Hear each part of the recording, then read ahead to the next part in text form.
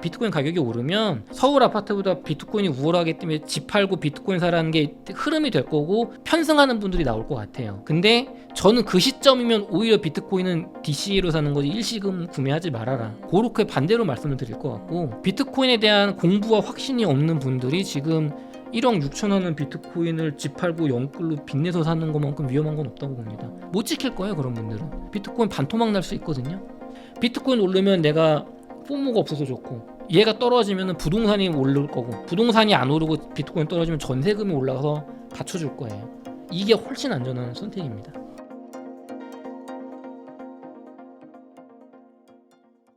안녕하세요. 오늘 인터뷰 진행을 맡은 김혜은입니다.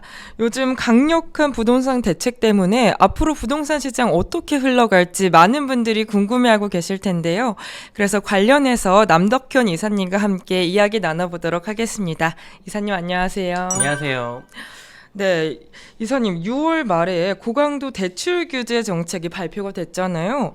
현장에서 보시는 시장 분위기 어떤 변화가 있었을까요? 일단은 가장 큰 거는 생각보다 시장에서는 조금 세게 나왔다고 반응을 한 것 같고, 저는 개인적으로는 그 까르보나라 불닭이라는 말을 많이 쓰는데 네. 굉장히 매웠지만 핵심이 좀 빠졌다. 그래서 아주 매운 규제는 아니었다. 제 예상보다 조금 약하게 나왔어요, 오히려. 예, 그렇게 생각을 하고, 현장에서는 거래량이 크게 감소했습니다. 특히 고가주택, 강남이나 한강변 벨트 중심으로 이제 정말 일주일에 막 1억씩 오른다는 게 실제였거든요. 그때 뭐 저랑 한 달 전에 촬영할 때 기억하시겠지만, 근데 거래량이 크게 감소했고 심리가 위축이 됐고, 그러면은 그렇다고 가격이 지금 빠졌느냐? 그건 또 아니에요. 가격이 뭐 이렇게 말할 수는 있죠. 미친 듯이 올라가던 호가가 빠졌다, 뭐 멈췄다라고는 할 수 있지만, 지금 뭐 거래 뭐 가격이 막 2억 3억씩 떨어져가지고 실제로 거래가 되느냐, 그거는 조금 다른 얘기 같아요. 지금은 거래량이 줄었고 상승세가 멈췄다. 여기서 약간씩 신고가가 나는 중상급지도 있는데 요건 조금 더 봐야 될 것 같고, 한두 달 정도 더 지켜보면서 요게 가격이 잡힌 건지 꺾인 건지, 혹은 일시적으로 주춤하고 거래량이 작지만 계속 가격은 올라가는 과거 21년, 20년의 패턴이 될지는 조금 더 봐야 된다. 일단 이 정도가 될 것 같습니다. 근데 핵심이 빠졌다고 이렇게 말씀 주셨잖아요. 그 핵심이 뭐라고 생각하세요? 그러니까 결국은 이게 다음 질문이랑 연결되는 건데, 시청자분들께서 궁금하신 건 앞으로는 가격이 내려갈 거냐 올라갈 거냐가 핵심이잖아요. 그렇죠? 그러면 이제 충격을 준 건 맞는데, 가격을 기대하시는 것처럼 좀 내려가게 하려면, 하락이 나오게 하려면 지금의 대출 규제로는 부족한 거예요. 왜냐하면은 시장 참여자분들이 앞으로 가격이 이러이러한 이유로 크게 떨어질 일만 남은 것 같아라고 이렇게 근거가 있어야지 사람들이 앞으로 떨어질 테니까 지금 팔까? 혹은 사지 말까? 비싼 가격 주고 이렇게 행동이 되는데, 지금은 대출을 안 해주고 막 괴롭히는 거지. 네. 현금 부자분들이 그 강남에 아파트 사는 거를 막을 수는 없거든요. 내 돈 주고 내가 사는 건데.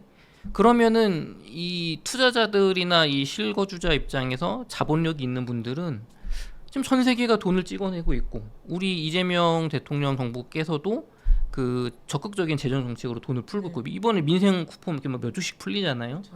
그럼 결국에는 이 자산 가치가 상승이 될 거다라고 생각들을 하시고 질러왔던 거란 말이에요. 근데 이거를 깰 수 있는 지금 논리나 심리를 흔들 만한 게 지금 없는 거예요. 이거를 주로 깨는 가장 큰 방법은 확실한 공급 대책입니다. 공급 대책인데 서울의 공급 말고, 서울의 외곽의 공급 말고 강남 근처의 공급을 할 수 있는 대책이 나와준다면 그때는 얘기가 달라져요. 그린벨트 풀어서 강남 내곡동 세곡동에다가 임대주택 말고 분양주택으로 한 10,000호 짓겠습니다, 3년 내로, 이런 거 나오면 그때는 확실히 떨어질 수 있어요. 근데 지금 그런 정책이 없기 때문에, 그렇기 때문에 결국엔 공급 부족 아니냐. 그래서 지금 눈치를 보고 있는 거죠. 뒤에 좀 더 센 게 나오나, 뭐 보유세 센 거 나오나, 공급 뭐 나오나. 그러니까 지금은 약간 이제 눈치 보기로 들어간 정도다. 그래서 까르보나라 불닭이다. 맵지만 먹을만하다. 아직은 먹을만한 아직은 정도. 먹을만합니다. 지금도 많은 분들이 너무 강력하다, 막 너무 힘들다. 그거는 이제 제가 1년 동안 여기 성년일 TV에 나와서 네. 맨날 말씀드렸던 영영끌 하지 마라. 뭐 영끌까지는 괜찮아. 영영끌 영끌의 차이는 영끌은 뭔가 내가 그 직업을 잃지만 않으면 네. 이런 규제가 들어오고 세금 올라도 버틸 수 있는 거라면 영영끌은 진짜 막 이금융권까지 빌려다 쓰고 다 막 세입자 돈으로 해서 이제 이런 세금 한 1,000만 원, 2,000만 원 늘어날 때 이제 못 버티는 거거든요.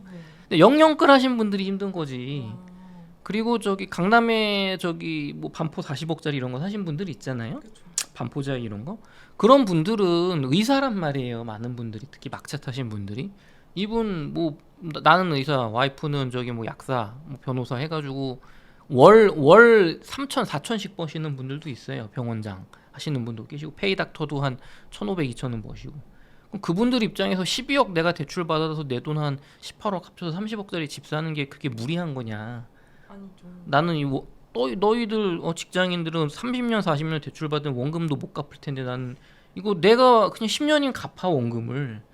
그럼 이분들 입장에서는 그렇게 무리가 아니란 말이죠. 지금 힘든 거는 대기업 직장인 부부인데 혹은 대기업 뭐 교사 이런 분들인데 강남에 영영끌 하신 분들 아니면은 뭐 내가 뭐 중급지 한 15억짜리를 넘보기에는 조금 무리인데 막 4, 5억 대출 받아가지고 들어갔는데 지금 이제 후회하는 분들 좀 기다리고 이런 분들이지 자금력이 있는 분들은 그렇게 걱정 안 합니다. 지금 수준으로 그냥 이제 세금 또 뜯어내나 막 그런 거 걱정하지 힘들지 않아요 그분들은.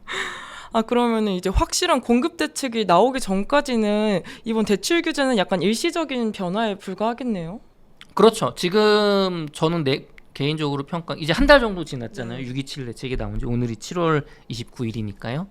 여기서 후속 대책으로 이제 공급 혹은 다주택자 양도세 규제 혹은 재산세나 보유세의 인상 그런 혹은 내년에 있을 그 양도세 중과 배제 유예 등의 어떤 그런 추가 규제 조치 전세자금 대출 관련 규제가 나오지 않는다면 저는 앞으로 한 2달 이내로 다시 오를 거다. 그러니까 3개월짜리로 봐요. 저는 지금 요 대책을 3개월 정도 그냥 잠깐 얼음시키는 거 우리 문재인 정부 때 많이 봤었던. 근데 그럼 여기서 그냥 끝날 거라고 보십니까? 그럼 지금 사야 됩니까? 그렇죠. 그렇지 않죠. 제가 계속 말씀드려왔죠. 지금 정부는 세다고. 이거는 여기서 이제 멈출 거면은 이 정도로 규제를 안 했겠죠. 후속 대책이 나올 거고. 그래서 저는 뭐 무리한 다주택자분들 혹은 뭐 무주택자분들 좀 더 지켜보실 만하다. 조금 더 조정 내지 뭐 약보합 정도를 볼 수 있으니까 특히 고가 주택, 중고가 주택 보시는 분들이요. 저가로 한 6억 이하, 3억 이하 보시는 분들은 조금 다른 얘기고. 예, 그래서 지금 전반적으로 보면은 후속 대책이 없다면 앞으로 한 2달 정도 남았다 이렇게 봅니다. 그 전세 대출에도 이제 DSR을 적용한다. 전세로 분양권 잔금 이제 치르지 못하게 되면서 전세 공급에도 이제 빨간불이 켜졌는데 전세의 월세화 현상이 점점 가속화되고 있다고 들었어요. 네.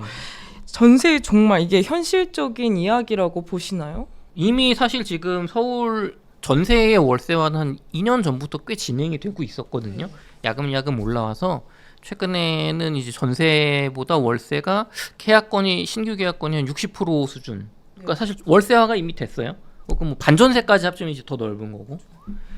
그런데 근데 이게 처음 있는 일은 아니거든요. 제가 지금 한 3번째 보는 것 같아요. 제가 부동산 공부를 시작한 이제 노무현 대통령 시절 2003년도, 2년도 요 시절에도 전세가 이제 없어진다 얘기 있었고 특히 이제 지난 박근혜, 이명박, 문재인 대통령 요 시기 이 시기에는 정말 이제 전세 시대 끝났다. 이제 박근혜 대통령 시기 때 정말 많이 나왔는데 박근혜 대통령 시기하고 문재인 대통령 초에 이제 월세화 될 거다 얘기 많이 나왔거든요. 근데 제 선배님들한테 물어보면 이제 막 IMF 때부터 투자하신 분들 들어보면 이게 한 상승장 직전에 하락장 때 늘 나왔던 얘기예요. 그래서 경험이 많은 분들 입장에서는 맨날 나오던 얘기다 하는데 요번은 좀 달라요. 이번은 진짜로 달라요. 왜냐하면 그때는 저는 이제 부동산을 얘기할 때 부동산 가격은 정부 맘에 달렸다는 얘기를 굉장히 많이 하는데 정책의 영향이 세다는 얘기를 많이 하거든요. 무슨 뭐 수요 공급이나 무슨 뭐 경제 기초 원리 이런 거보다 물론 이 유동성이라는 건 늘 있지만 무슨 얘기냐면 기존에는 지금까지는 정부가 월세화를 시킬 마음이 없었어요. 그냥 그게 드러나요. 그냥 뭐랄까 금리가 올라가고 전세보다 월세가 일시적으로 유리해지니까 혹은 뭐 집값이 하락하면서 뭐 이렇게 혹은 전세 사기 터지거든요. 그런 시기가 되면 그러니까 이제 뭐랄까 심리가 좀 바뀌면서 나왔던 거라면 지금은 정부와 정권 정확히 말하면 정권과 관료사회 국토부 기재부 같은 관료사회가 또 국회의원까지 포함해서요 월세화를 지금 가야 되나 아니면 한 사이클 끝나고 가야 되냐를 고민하는 거지 월세화로 가는 방향은 거의 정한 것 같아요 이제. 네, 요게 굉장히 큰 차이점입니다. 과거에는 그냥 시장 상황에 가격이 하락하니까 혹은 뭐 심리에 따라서 그냥 나왔던 일시적인 현상. 지금은 전세화로 늘 가려고 했던 정부가 진짜로 지금 마음을 월세화로 갈까 한 사이클 지나서 한 7년에서 10년 뒤에 하락장 지난 다음에 갈까를 고민하는 거지 거의 월세화로 마음을 굳혔거든요. 그러니까 지금은 꽤 위험합니다. 갈 수 있어요. 시간 문제예요. 아, 그럼 전세 끼고 이제 투자하시는 분들도 되게 많잖아요. 그러면 이제 그게 불가해지는 시대가 오겠네요. 그 월세화가 되면은 그런 시대가 이제 되는 거죠. 왜냐면 전세자금 대출을 쪼여서 전세금을 높여받지 못하게 하는 그런 게 하는 건데 그게 또 시간이 지난 다음에 완전히 그냥 한순간에 없어지지 않아요. 몇십 년에 걸쳐서 서서히 없어지는 거죠. 이 우리나라 부동산 구조를 한 50년 넘게 지배해 왔으니까.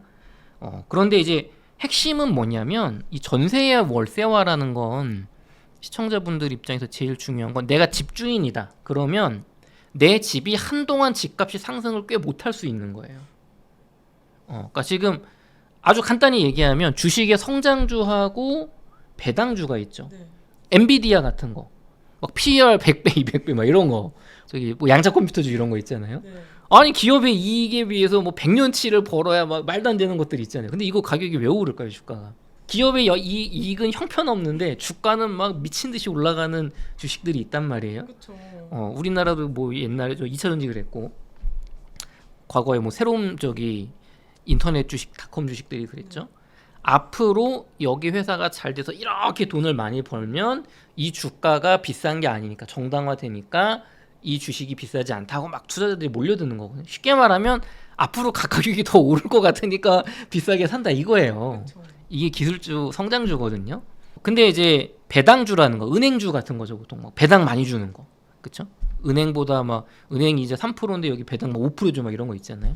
그런 주식들은 주가가 거의 안 오릅니다. 10년에 뭐 떨어지는 경우도 있고 아니면은 뭐 밸류업 프로그램 이런 거 국가에서 막 밀어줄 때 그럴 때나 찔끔 한 2배 오르고 잘 안 올라요. 근데 거기는 왜 그럼 주가가 잘 안 오르냐면 이 배당 월세 같은 개념으로 많이 준단 말이에요. 주주한테 환원을. 그래서 이제 그런 차이가 있는 거예요. 주식에도 성격이. 그럼 우리나라 부동산 서울 아파트는 지금까지 성장주 기술주였던 거예요. 월세가 형편없어. 전세가율이라는 게 결국에는 월세로 치환이 되는 건데 지금 강남에 어떤 아파트들 막 전세가율 40%. 그럼 이거는 월세로 치환한 월세 수익률이 막 3% 이하란 말이에요. 아니 그럼 왜 투자하냐? 은행 이자 반도 못하고 세금도 뜯어 나가야 되고 가격 하락 리스크도 있잖아요. 근데 왜 투자할까요? 앞으로 더 오를 것 같으니까 산다. 그쵸? 그러니까 그 엔비디아랑 똑같아요. 저기 그 테슬라랑 똑같아요. 여기 기업 영업이익이 이렇게 줄어들고 지금 위험한데 이거 투자해도 됩니까? 비전을 보고 성공하면 돈 많이 벌 거니까 투자합니다. 근데 이제 부동산은 이제 월세가 많이 오른다는 그런 기대는 별로 없죠. 그렇게 실제로 기업의 영업이익이 좀 확 느는 게 아니라 그냥 가격 자체가 올라갈 것 같으니까 산다가 훨씬 더 센 거예요. 그러니까 투자 자산인 거예요. 이거는 또 사치품이기도 하고 우리 명품처럼. 근데 이게 월세화가 되면 앞으로 가격이 많이 오르지 못하거든요. 왜냐하면 이 대출이라는 전세와 대출이라는 이걸 확 일시적으로 빼버리는 거예요. 거품을. 그러면 이게 이 소득만으로 내가 저축한 소득 혹은 이제 쌓여있는 자본만으로 이 가격을 올려야 되는데 그러려면은 시간이 걸립니다. 자본 축적이라는 게. 그러면 이제 일시적으로 가격이 낮아질 수도 있고 낮아진 상태에서 쉽게 못 올라요. 왜냐면 이 상승장이 와도 전세가 대출이란 펌핑이 없어지는 거니까. 그러면은 그럼 이게 나쁜 거냐? 장기적으로 나쁘지 않습니다. 네. 안정적이어지는 거 아닌가요? 집값이? 그렇죠. 그러니까 이 변동성이 심해서 확 올라갔다가 확 떨어졌다가 정책에 따라서 막 스트레스 받고 전세 사기나고 이런 시장에서 안정적인 월세 수익을 바탕으로 수익률이 좋은 아파트나 부동산은 가치가 지속적으로 상승을 하고 하락장 때 조금 떨어지고 상승장 때도 많이 오르진 않지만 꾸준히 오르고 반면에 이런 월세가 받쳐주지 못하는 힘이 약한 지역 투기 수요로 심리로 올라가던 지역들은 상승이 더 제한이 되죠. 요걸 조금 더 시청자분들이 확 와닿게 말씀드리면 지방 부동산 지금 왜 가격이 안 오르죠? 월세 수익률 되게 좋은데 월세 상가 수익률 막 8% 나와요. 서울 강남 막 2.5% 2%. 근데 왜 지방 거 왜 안 삽니까? 월세 수익률 좋은데. 사람도 없고 원하지도 않고. 그렇죠. 앞으로 인구 감소, 어떤 상권의 네. 감소, 일자리의 감소 때문에 네. 미래가 없어 보이잖아요. 네. 그럼 앞으로 서울 수도권의 부동산, 광역시의 부동산에서도 옥석 가리기가 되는 거예요. 월세 수익률은 좋지만 미래가 없어 보이는 지역은 가격이 안 오르고 배당주가 되는 거예요. 국민은행, 기업은행 되는 거고 반면에 월세 수익률도 좋은데 괜찮은데 미래가 있어 보이는 그런 지역들은 가격이 꾸준히 오릅니다. 이 월세에 의해서 정당화가 되는 거예요. 그리고 월세가 많이 오를 겁니다. 이런 지역은 월세가 많이 올라요. 월세가 많이 오르니까 이 아파트 가격이 정당화돼서 더 올라요. 건전한 상승. 그럼 월세가 왜 오르느냐? 월세가 왜 오르느냐? 그 서울에 아주 인기가 많은 핫한 그런 무슨 길 가로수길 뭐 이런 길 있잖아요. 네. 지금 가로수길 많이 갔지만 그런 유행 타는 그런 상권들 보면은 월세가 특정 시기에 미친 듯이 오르잖아요. 그러면 그 월세 때문에 미친 듯이 그 건물 가격이 올라가거든요. 그 이유는 여기서 장사를 하면 그 월세 이상을 뽑으니까 그런 거잖아요. 그럼 주택은 월세로 내가 뽑는 게 아니라 여기에 돈 있는 사람들이 이 월세를 지불하고서라도 살 만한 가치가 있다고 판단이 되는 지역은 그 돈을 내고 들어가죠. 대치동, 뭐 강남, 한강변, 잠실, 여의도, 재건축 후에 목동 정도? 뭐 이런데 뭐 과천, 판교, 분당. 그런데 내가 일산의 월세가 이렇게 많이 오르는데 그 돈 주고 들어갈 필요가 있나?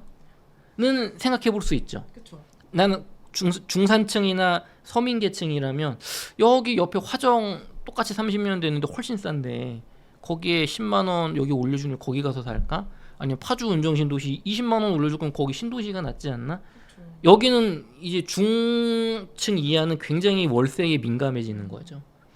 여기도 월세가 많이 오를 겁니다. 그래서 종합을 하면 전세의 월세화는 글쎄 한 5년 내지 7년 정도 아파트 가격을 크게 묶거나 하락시킬 수 있죠. 20% 정도 떨어뜨리거나 적어도 못 오르게 상승을 막을 수 있어요. 그러니까 지금 정권 입장에선 괜찮은 거죠. 내 임기 때는 괜찮아. 그 뒤에는 이제 뼈아픈 과실들이 있는데 그거는 또 질문을 주시면 답변 드리도록 하겠습니다. 월세화의 부작용도 있다. 월세 부작용 그럼 뭐라고 생각하세요? 전세제도의 부작용은 전세화의 부작용은 집값이 많이 오르고 많이 떨어지고 널뛰기가 되고 투기 수요가 몰려들고 이 부동산 가격이 높아진다는 거고요. 우리나라 부동산은 매매가가 비싸요. 뉴욕보다 더 비싸다고 하잖아요. 이게 전세제도 때문에 그래요. 반면에 월세화가 되면 가격이 떨어지거나 오르는 폭이 느려진다 그랬잖아요. 그러니까 좋잖아요, 그거는. 근데 단점이 있어요. 월세가 엄청나게 올라갑니다. 지금은 전세제도 때문에 월세가 못 올라요. 이 시청자분들이 아니 뭐 말이 되냐 월세화 되면 집주인들이 전세금 뭐 어떻게 돌리냐 그런 얘기 많이들 하시는데 인터넷상에 그렇죠. 돈 없는 집주인들은 못 돌려주죠. 그러니까 전세로 돌리겠죠. 그러다가 돈 있는 사람한테 팔거나 기업에 팔게 돼요. 그러니까 부자들이 가져가는 거예요. 해외처럼 부자들이 집주인이 되고 부자들은 월세로 이거를 돌릴 수 있게 되고 사람들의 수요가 몰리는 월세 수요, 이 거주 수요가 몰리는 지역은 월세가 가로수길처럼 빠르게 올라갑니다. 압구정동처럼 빠르게 올라가고요. 무슨 경리단길처럼 빠르게 올라갑니다. 근데 그런 상권과 달리 부동산은 굉장히 수요가 탄탄해요.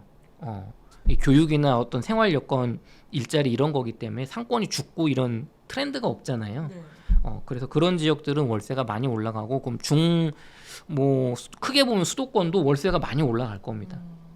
중산층이나 서민층이 선호하니까. 그래서 보통 선진국은 평균적인 직장인 월 소득 세금 떼고 넷 소득이라고 하죠. 그거에 보통 40에서 60%를 월세로 내요.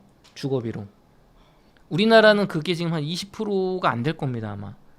그러니까 월세가 한 2배에서 많으면 3배까지 오른다. 그렇게 생각하시면 됩니다. 또 다 장단점이 확실하네. 그럼요.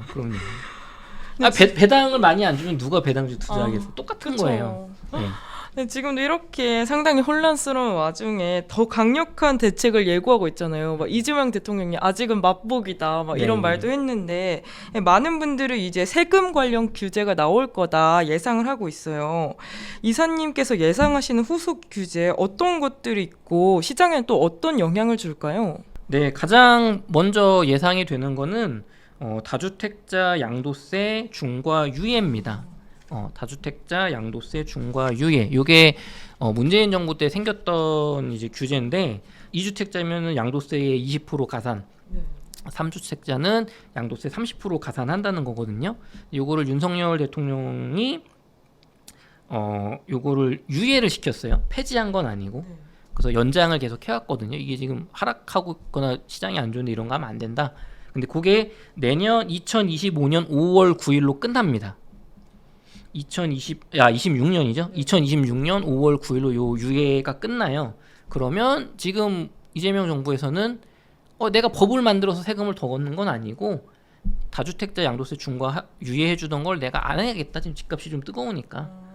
그 정도면 정치적 부담이 적거든요. 요 화면에 보시는 것처럼 요게 이제 적용될 때 뭐 양도가액이 5억에 보유기간 10년, 20억 이렇게 있는데 쉽게 말하면 그냥 요거 보시면 거두절미하고 이해하기 쉽게 말하면 다주택자 양도세 중과가 되지 않을 때는 2주택자는 양도세가 2배, 3주택자는 3배가 된다. 라고 생각하시면 조금 빨라요. 뭐 크게 차이는 있겠지만 그러니까 내가 세금이 양도세가 2배가 돼. 3배가 돼 이거거든요. 근데 지금 강남 아파트 이런 거는 막 양도가액이 40억 막 이렇단 말이에요. 지금 60억 하잖아요. 그러면은 뭐 2주택자가 글쎄요. 그냥 대충 계산해서 내가 양도세로 한 5억 낼게.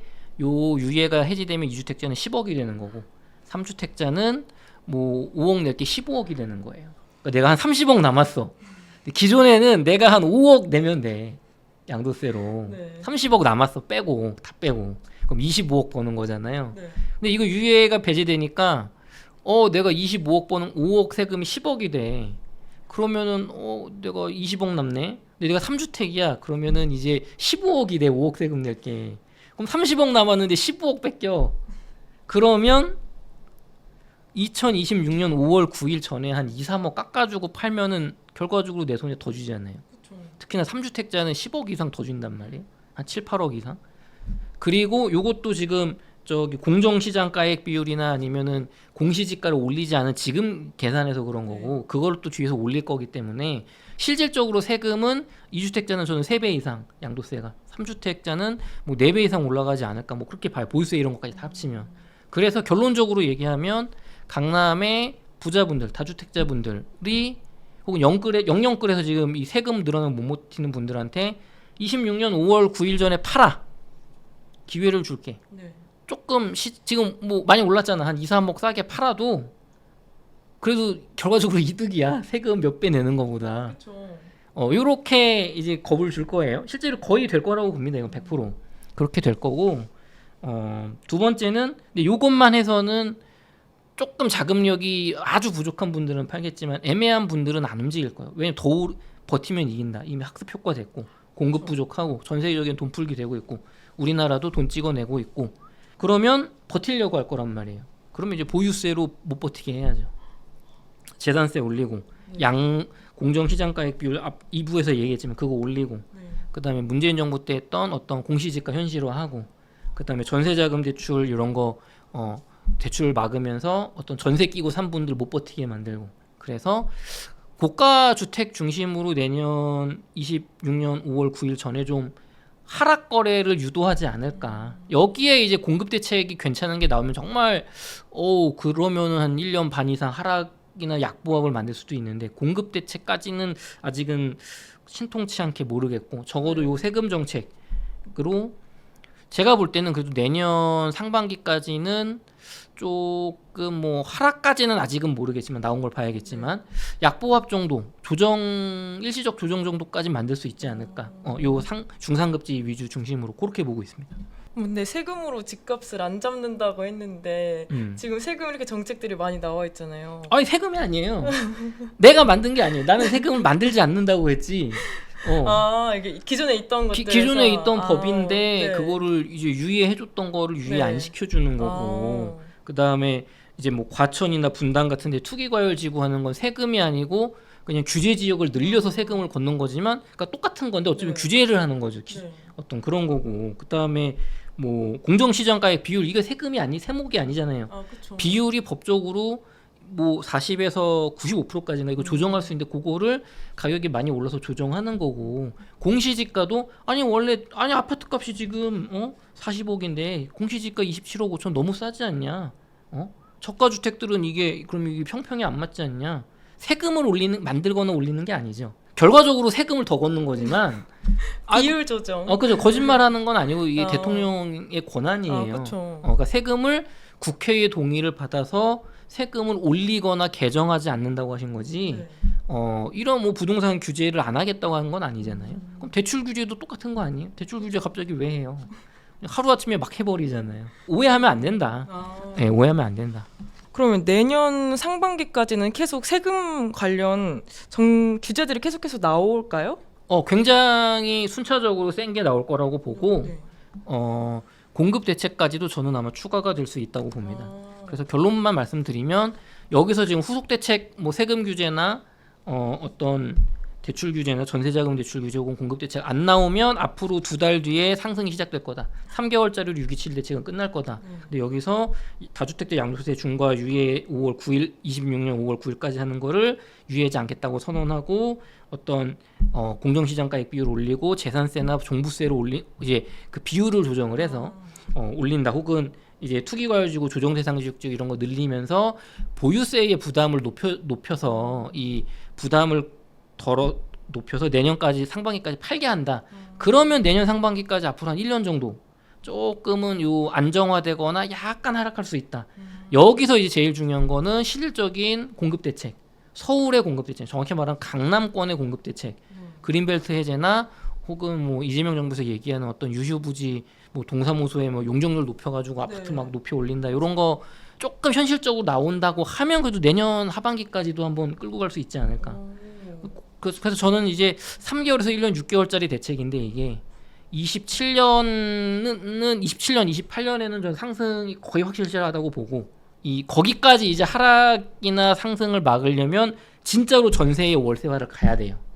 진짜로. 근데 거기까지는 이제 표가 많이 떨어지거든요. 이거는 이 무주택자분들이나 너무 피해가 크기 때문에 그래서 그거는 이제 안 갈 거라고 지금은 조금 더 확률 높게 보고요. 지금 정부에서는 그래서 아마 다음 상승장 끝나고 하락장 때는 월세화를 갈 확률이 높지 않아. 근데 요거는 좀 지켜봐야 돼. 지금 정부 국토부에서 관료분들이 막 정권 말고 관료들이 이걸 지금 추진하고 있어서 이게 조금 봐야 됩니다. 제가 요거는 계속 업데이트를 해드릴게요. 그래서 일단은 요 정도 보고 있습니다.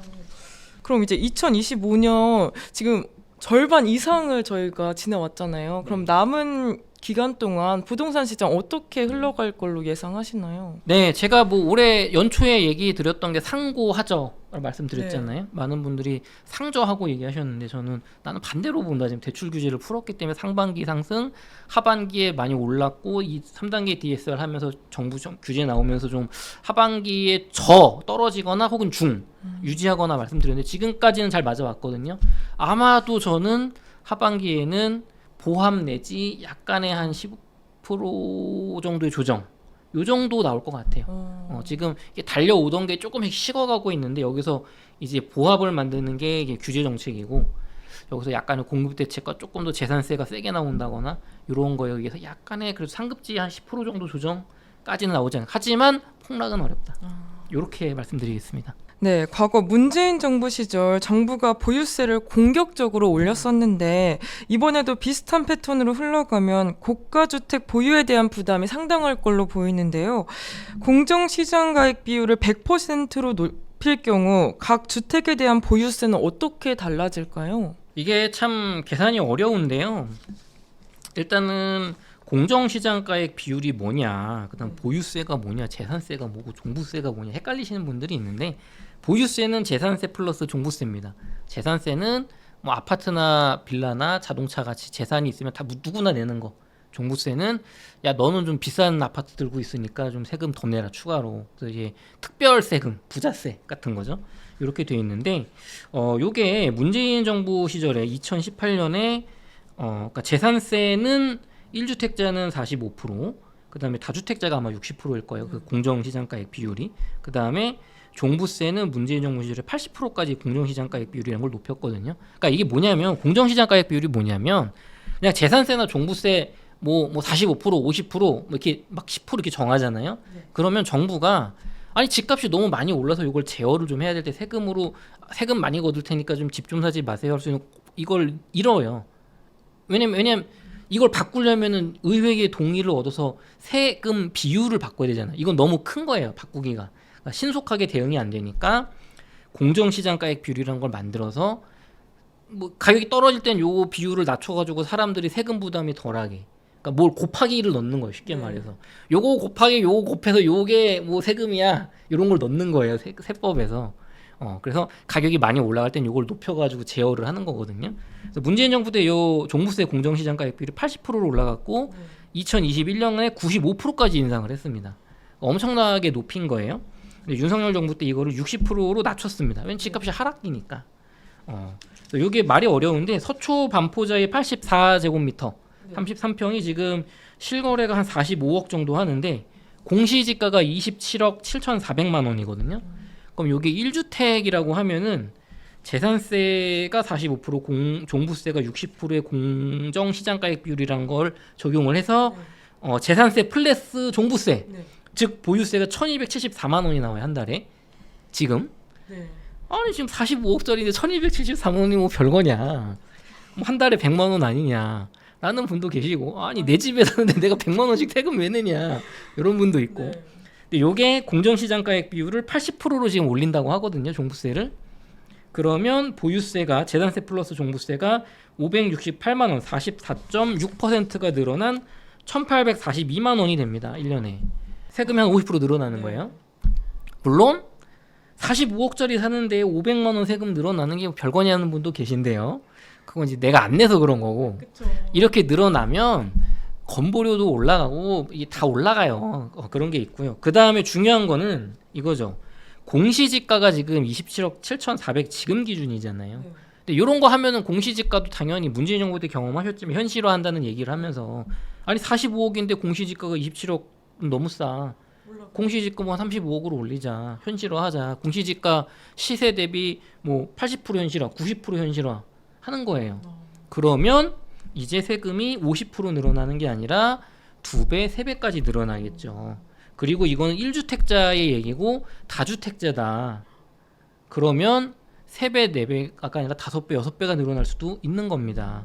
그래서 이런 거를 보여주는 거예요. 제가 1부 때 말씀드렸잖아요. 이제는 부자들, 돈을 많이 번 분들한테 보유세가 만만치 않으니까 내년 2026년 5월 9일 전에 다주택자 양도세 중과를 하지 않을 때, 앞으로 팔았을 때 양도세 30억 남았는데 한 5억 세금 낼 거 10억 세금 내고 팔래, 아니면 한 2, 3억 싸게 지금이라도 팔래, 이거 내년에 들고 가면 너 앞으로 1년에 1,000만 원, 1,200만 원 보유세 내던 거, 종부세 내던 거 4천만 원, 5천만 원씩 내야 돼. 5년이면 2억이야. 그럼 지금 2, 3억 싸게 팔고 양도세 아끼는 게 낫지 않겠어? 이렇게 유도하는 거예요. 지금 첫 단계가 지금 논의되고 있다. 공정시장가액 80%로 높이는 거. 네, 그렇게 말씀드릴게요.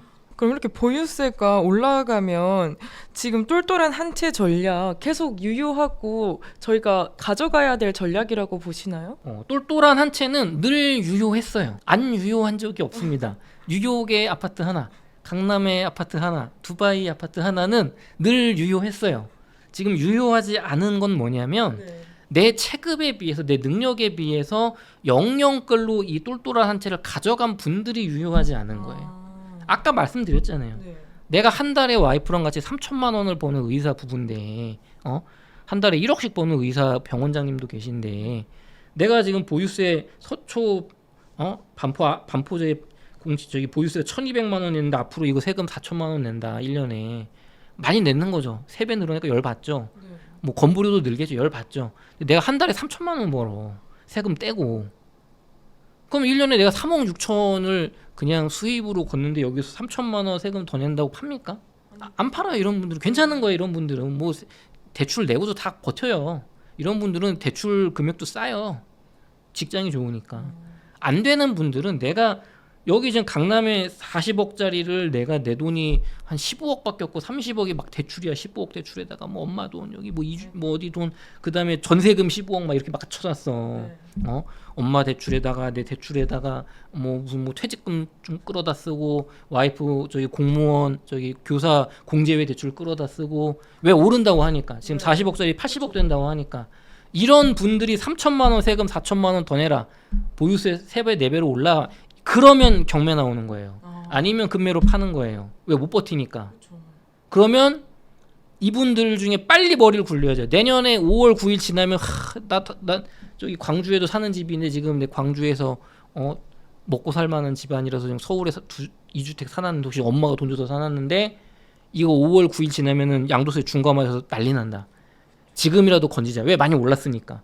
근데 1년밖에 안 됐어 지금 산지. 그러면 세금 엄청 비싸거든요. 기본세율이 45%예요. 하지만 그거라도 내고 팔아야죠. 20억 올랐지만 세금이 10억이야. 그래도 팔아야죠. 왜냐면 내년 5월 9일 지나면 20억 올랐는데 세금이 이제 막 20억 남았는데 세금이 한 15억 될 거거든요. 욕하면서 파는 거죠. 버텨야지. 재산세 때문에 버틸 수가 없어. 종부세 때문에. 이런 금매를 이제 부자분들이나 저 같은 투자자들이 자금력이 되는 사람들이 금매를 잡는 거예요. 그래서 앞으로는 정부 정책이 이대로 제가 1부 때 말씀드린 대로 규제로 강하게 간다면 26년은 뭐 27년 초까지는 금매물의 시대. 상급지의 금매물을 경매나 금매를 누가 싸게 잡느냐의 어떤 경쟁일 거고 표면적으로는 가격이 약보합이거나 약간의 조정이 나오는 그런 시대로 기록될 가능성이 높습니다. 그래서 똘똘한 한 채를 내가 체력이 되는 분들은 가져가시면 돼요. 버티면 됩니다. 요 시간이 지나면 그 똘똘한 한 채가 진짜로 40억짜리가 80억이 될 거예요. 근데 지금 1주택이나 일시적으로 2주택 보유하신 분들은 이런 정부의 후속 대책에 대비해서 또 어떤 전략을 가져가면 좋을까요? 1주택이신 분들은 버티시면 되고요. 내가 무리가 되지 않고 체력이 된다면. 근데 자금력이 지금 턱 밑까지 찼어. 그러면 팔아야죠. 자금력이 턱 밑까지 찼으면 또 가격이 지금 많이 올라왔잖아요. 특히나 서울 중상급지 이상 부동산은. 그러면 팔고서 이제 내 체력에 맞는 1주택으로 갈아타면 되죠. 그렇게 갈아타시고 여유자금 비트코인 제가 맨날 늘 하잖아요. 제가 무슨 내 집 마련 플러스 비트코인 전문가 아닙니까? 24년 초부터 영영끌 하지 말고 영끌하고 비트코인 하나 사라 그랬잖아요. 그렇게 세팅하면 되고 일시적 2주택 보유한 분들은 지금 어려워요. 두 번째 주택에 주택담보대출 받으면 6개월 이내에 전입을 해야 되거든요. 근데 또 6개월 지나면은 그러니까 전세로 막 이게 못하게 하는 거예요. 지금 일시적 2주택 못하게 정부에서. 이런 분들은 자금력이 내가 이거 버틸 수 있으면 똑같습니다. 결론은 버티면 돼요. 3년 버티면은 돈 많이 버실 거예요. 아파트값 2배 되실 거거든요. 3년 버틸 수 있다면. 물론 이 블랙스완 세계 경제가 어떻게 되는 거에 따라 다르면 지금 정도로 분위기가 간다고 했을 때 그러면은 버텨서 가져가는 게 낫다고 보고 내가 그 정도 능력이 안 된다 지금 세금 올라가면 버틸 수가 없다 하면은 팔아야죠. 마찬가지로 하나는 팔아야죠. 적어도 똘똘한 거 남기고. 그래서 다주택자 분들이 지금 힘든 거예요. 그 무리하게 다주택 하신 분들 그분들은 지금 팔려고 할 때 똘똘한 다주택이 아니라 분명히 경기도권에 저기 부동산 어떤 그런 카페나 공부하는 모임 같은 데 가면 학원 같은 데 가면은 서울 많이 올랐으니까 이제 다음에 갭 투자 올라가는 거는 경기도권이다, 뭐 울산 같은 데다 지방에다 해서 막 5채 6채씩 막 사게 했단 말이에요. 갭 끼고. 이런 분들이 특히 수도권에 투자한 분들이 진짜 너무 힘들 거예요. 지금 지방은 차라리 요 규제가 안 들어가는데 지금 수도권 오산, 뭐 평택, 경기, 뭐 인천 뭐 이런 데 있죠. 네. 뭐 수원 이런 데 5개 6개씩 막 4천 5천 개 앱으로 이렇게 여러 개 사신 분들은 가격도 안 올랐는데 지금 네. 세금 부담 때문에 난리, 이런 분들도 적당히 정리를 해야죠. 그런 분들은 오히려 팔면 마이너스인 경우 많이 쓴 경우도 있습니다. 지역에 따라 다르지만. 근데 지금 물론 이제 전세가가 지금 무섭게 오르고 있기 때문에 베팅해 볼 수 있어요. 네, 자금력이 안 되는데 전세가 올라가 가지고 요거를 계속 전세금으로 세금을 버틸 수 있게 만드니까 해볼 수 있는데, 저는 그런 베팅 투자는 권하지 않죠. 리스크가 너무 크니까. 그렇게 하지 말고 그냥 똘똘한 한 채 내지 버틸 수 있는 다주택으로 가고, 그 다음에 이제 비트코인을 한 5천이라도 사놔라, 뭐 그렇게 저는 좀 말씀드리고 싶어요. 네, 이렇게 다주택자분들은 좀 많이 힘든 시기인데 그래도 무주택자분들은 이런 시장이 혼란스러운 시기가 오히려 내 집 마련의 기회가 될 수 있다고 보시나요? 그렇죠. 무주택자분들은 언제나 이런 강력한 규제나 공급 대책에 의해서 가격이 좀 하락하거나 약보합 나오고, 적어도 거래량이 줄어서 매물이 많을 때가 유리하죠. 그래서 중상급지 이상, 서울의 한강변 벨트 이상은 정부 규제에 따라서 조금 주춤할 수 있는데, 이제 한 9억, 한 12억 이하, 그리고 특히나 6억 이하 아파트들, 이런 지역들, 수도권이나 서울 외곽 지역들은 생각보다 안 떨어질 수 있어요. 이쪽은 오히려 조금 오를 수도 있습니다.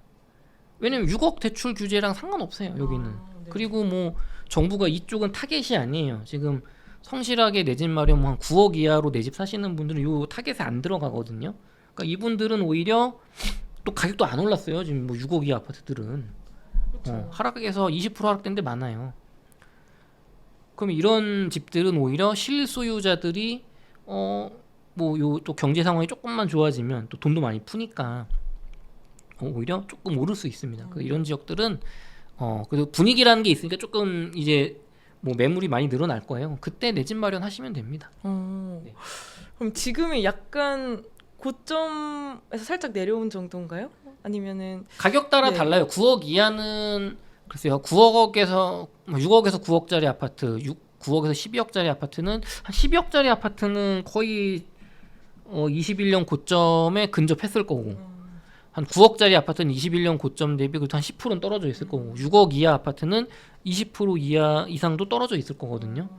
그런 지역들은 괜찮죠. 떨어져 있잖아요. 네. 고점 대비. 근데 지금 말씀하신 것처럼 뭐 강남, 성수, 마포, 뭐 목동, 공덕, 아니면은 저기 뭐 흑석동, 뭐 저기 또 어디 있을까요? 중구, 뭐 아니면 뭐 옥수동, 이런 데들은 정고점을 뚫었단 말이에요.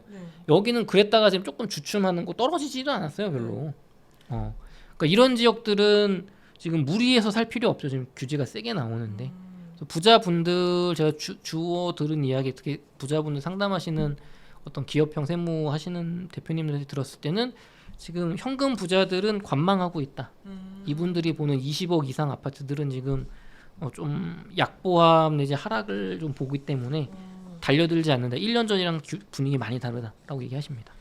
그래서 무주택자분들은 내 집 마련 적극적으로 앞으로 한 6개월 정도가 좋은 기회가 되지 않을까 생각합니다. 그럼 지금 서울이나 수도권에서 내 집 마련 고민하시는 분들이 알아보면 좋을 유망 지역이나 단지가 있을까요? 네, 제가 항상 말씀드려왔던 몇 가지 지역들이 네. 있죠. 파주 운정에도 있고 김포에도 있었고 또 동탄에도 있었는데, 오늘은 뭐 짧게 동탄 퍼스트파크 2021년식 28평 3억 9천, 요 아파트 말씀드릴게요. 그 전에도 한번 얼핏 말씀드렸는데 여기서 빨간 버스 타면 신논현까지 40분이면 오거든요. 서울의 웬만한 지역이 강남 오려면 한 40분 내지 1시간 걸려요, 지하철 타고. 네. 그런 거 감안하면 굉장히 좋고, 한 번에 오고, 동탄이 신도시잖아요. 여기 21년식이라 연식이 조금 있지만 주변이 다 새 거기 때문에 앞으로 거주 여건이 굉장히 우수하고, 서울 출퇴근 되고 동탄 출퇴근 당연히 되고, 살기 좋습니다. 가격이 싸요. 3억 9천이니까. 디임돌 대출 받아서 요거 80% 대출 받아서 내 돈 뭐 한 3천만 원, 신용 대출 3천만 원 해가지고 사시고, 여유자금 한 5천에서 1억으로 비트코인 사셔라. 그렇게 말씀드리겠습니다. 근데 정부의 규제에도 불구하고 성수동 같은 일부 지역은 재건축 단지나 신축 아파트 여전히 높은 호가를 유지하고 있잖아요. 이러한 지역의 특징과 투자 가치는 어떻게 평가하고 계실까요? 네, 지금 이런 지역의 특징은 네. 한강변이거나 강남이거나 아주 거대한 재건축 호재가 현실화될 걸로 기대가 되거나 요 세 개 중에 하나가 있고 사람들이 선호하고 뭐 출퇴근 좋고 뭐 주변 여건이 좋은 그런 좋은 지역들인데요.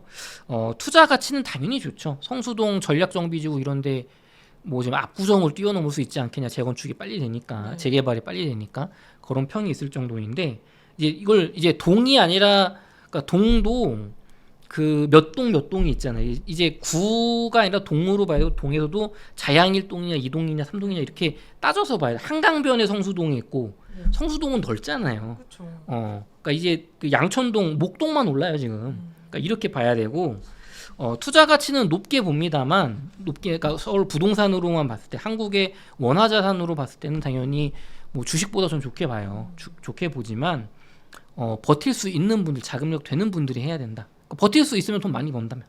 다만 재건축 단지는 조금 다릅니다.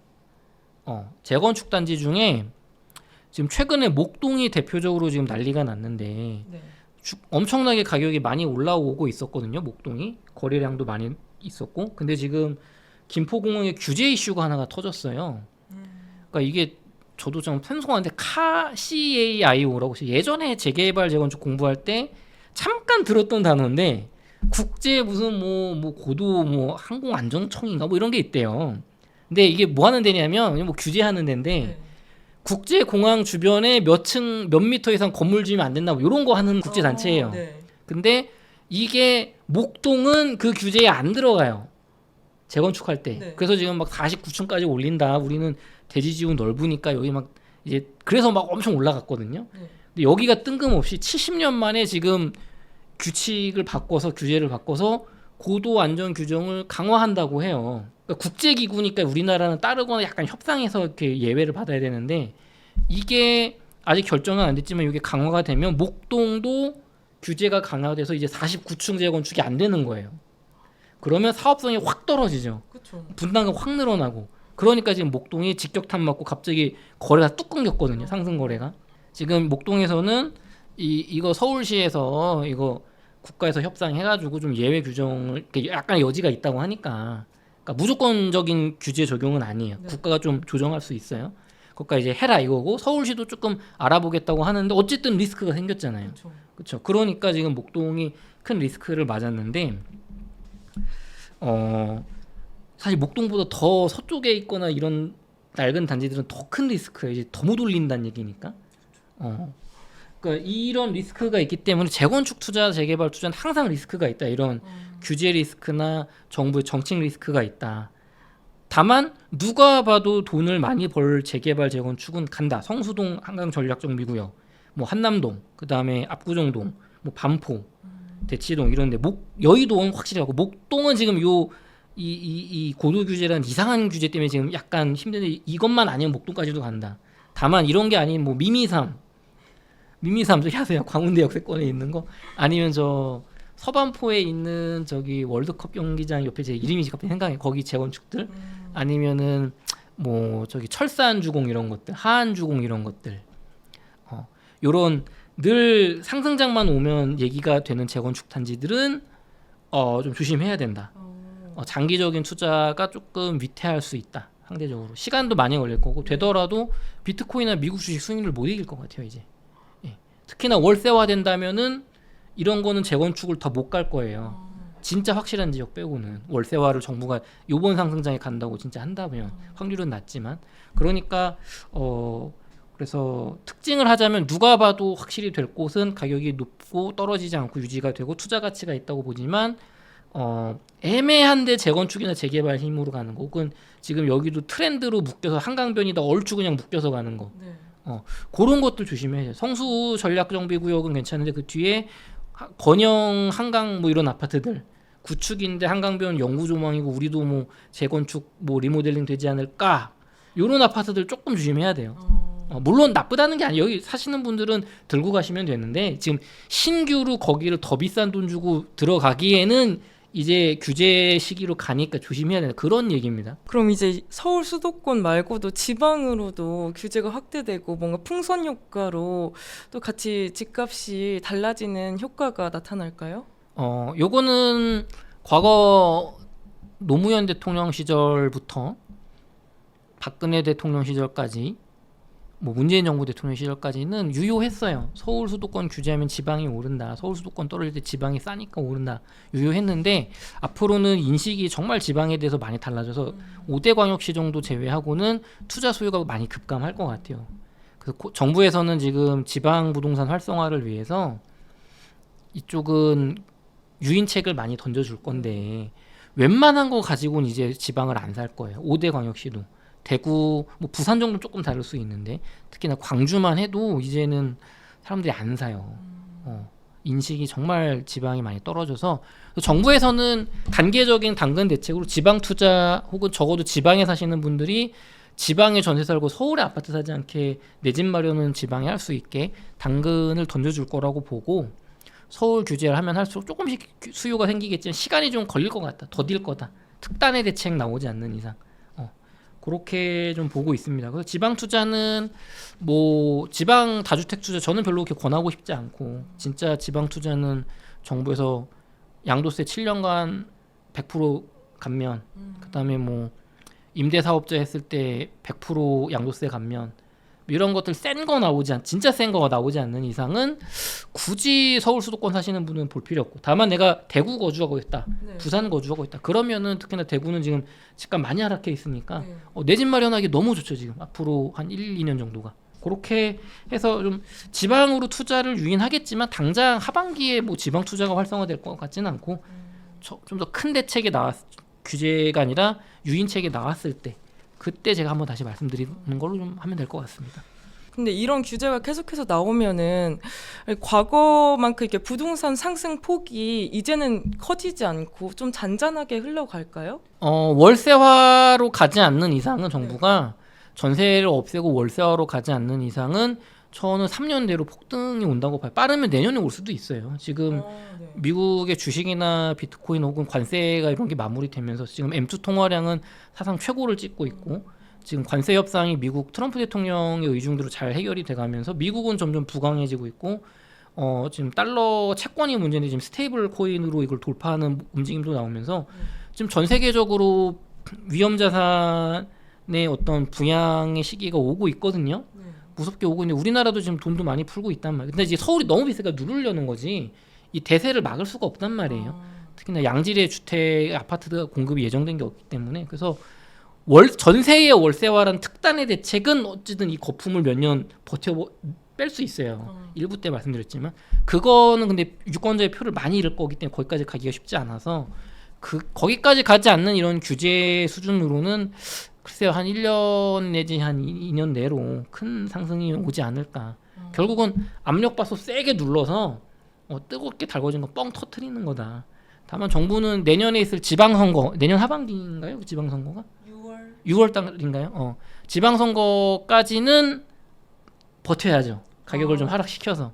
그게 1차 목표일 거고 2차 목표는 어떻게 임기 말까지 끌고 가는 건데 그래서 내년 상반기까지는 그래도 저는 좀 이렇게 규제로 어떻게 꾸역꾸역 가지 않을까 그렇게 보고 있습니다. 그럼 내년 6월 전까지는 빨리 사야겠네요. 아니죠. 보고 사야죠. 보고. 근데 걱정되니까 또 빵 터지면은 아니 내년 6월까지 이렇게 규제로 누르다가 지방선거 끝나고 내가 다수당 장악했으니까 그러면은 그때 정말 월세화 가겠다. 전세자금 대출 6억에서 3억으로 한도 줄이고 DSR 보고 여기 뭐 신문 나오는 것처럼 임대인의 DSR로 해가지고 비수로 치고 간주 임대를 올리겠다 막 이런 거 나오면 월세와 부작용 감수하고 월세 폭등하는 거 감수하더라도 집값 낮추는 게 표가 된다고 생각하면 할 수도 있잖아요. 그럼 더 길어질 수 그럼 그때는 이제 하락 나올 수 있어요. 서울 수도권에 지금 전세 제도로 이 가격이 정당화되어 있기 때문에 그러니까 잘 보면서 성정길 TV 계속 보시면서 제가 매달 업데이트 해드리니까 보면서 내년 뭐 한 3, 4월까지 봤을 때 이거 이런 거 나올 것 같다 하면은 좀 더 기다려 봐야 되는 거고 근데 이제 이건 최상급지 얘기고 네. 중하급지는 내년 초까지가 굉장히 좋은 시기라고 봅니다. 완전 상급지 빼고 그럼 중하급지는 지금이 가장 좋은 시기고 내년 6월 이후에도 계속 좋은 시기 아닌가요? 아니요, 그거는 봐야 돼요. 또 내년 봐야 돼요? 6월 이후에 네. 정부가 그 내년 어느 시점인가 이게 규제로 누르면 결국 한계가 있거든요. 그러니까 규제를 왜 하겠어요? 떨어질 것 같으면 왜 안 하잖아요. 아니 지금 우리나라 주식에 규제하는 거 보셨어요? 아니요. 한 번도 없잖아요. 부양을 못해서 난리잖아요. 안 오르니까. 그러니까 오를 것 같으니까 규제하는 거고 지방은 왜 규제 안 해요? 안 오를 것 같으니까 규제 안 하는 거예요. 그러니까 규제로 하는 건 결국은 이 시간을 버는 거에 불과한 거고 패러다임을 바꿀 만한 규제. 시장 참여자들이 서울 강남 부동산이 이제 오르지 못하겠구나 한동안. 그런 규제는 표를 많이 잃고 부작용이 있어요. 월세가 폭등하는. 그러니까 그거를 할지 말지를 내년 상반기까지 규제가 나오거나 정부의 스탠스나 지지율을 보면서 투자자는 대응을 해야 되는 거고 무주택자분들은 지금 당장 사는 게 아니라 내년 상반기까지 보면서 계속 알아보면서 좀 가격의 흐름을 보면서 분위기를 보면서 적절한 시점에 사야 된다. 단 9억 이하 아파트는 그렇게 폭락하기가 어려워요. 지금 많이 안 올랐기 때문에 그런 아파트들은 내년 상반기까지 일단 사는 걸 기본으로 좀 가져가야 되지 않을까 그렇게 말씀드리겠습니다. 네, 이제 3번은 비트코인 관련 이야기인데 네. 비트코인이 사상 최고가를 갱신한 모습이에요. 이게 상승 랠리의 핵심적인 원인 뭐라고 생각하시나요?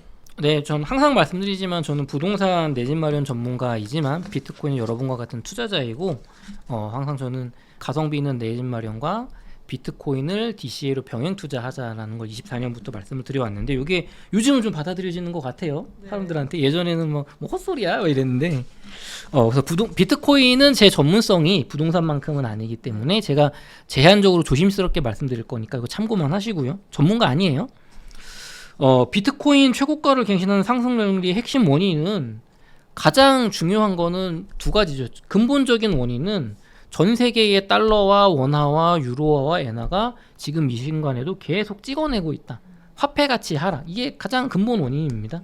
두 번째는 조금 이제 더 미시적으로 보면 그 비트코인은 초위험 자산이란 말이에요. 그 제도권에서 보는 일반 대중들이 보는 시선이. 그러니까 부동산은 우리나라에서는 안전자산이고 해외에서는 위험자산인데 반대로 우리나라는 주식이 좀 위험자산이죠.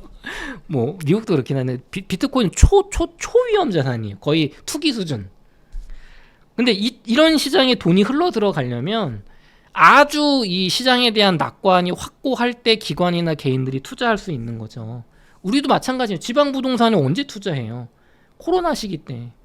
혹은 막 정말 막 돈이 미친 듯이 풀릴 때는 지방 부동산 투자했죠. 아니면은 뭐 오피스텔, 지식산업센터, 생활용 숙박시설이 불과 몇 년 전에 웃돈이 막 몇 억씩 붙으면서 휩쓸었는데 그때는 왜 투자하고 지금은 방값에 경매 나와도 왜 안 사요? 그때는 사람들이 미쳐 있는 거예요.